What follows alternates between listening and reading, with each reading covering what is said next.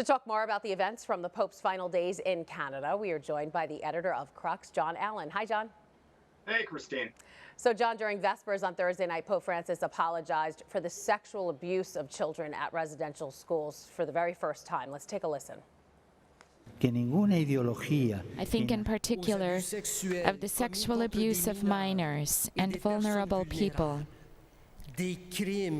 crimes that require firm action and an irreversible commitment.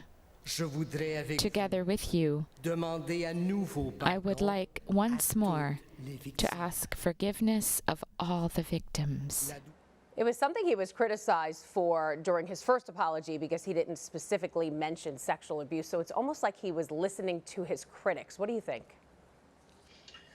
Well, Christine, I mean, the truth of it is the texts of these talks usually are worked out well in advance. I suppose it is possible that because of the criticism of that original apology, a last-minute amendment was made here. But my guess is that it was always Pope Francis's plan to acknowledge that the abuse that occurred at these residential schools included sexual abuse. Of course, it wasn't just limited to sexual abuse. There was physical, emotional, even what you might call cultural abuse. But, this is generally not a pope who ducks the tough language. And so no surprise that before he left Canada, he would have said this out loud. All right, and after leaving Quebec, Pope Francis went further north than he's ever been to a town called Iqaluit. But with only one parish in the town, only a handful of parishioners are Inuit leaders looking for an apology. So why did the Holy Father go there specifically? Well, Iqaluit is the capital of the Canadian territory of Nunavut. It is the only capital city in Canada where the population is majority Indigenous. It's got a population of about 7,500 people, and it's about 60% Indigenous, almost entirely Inuit.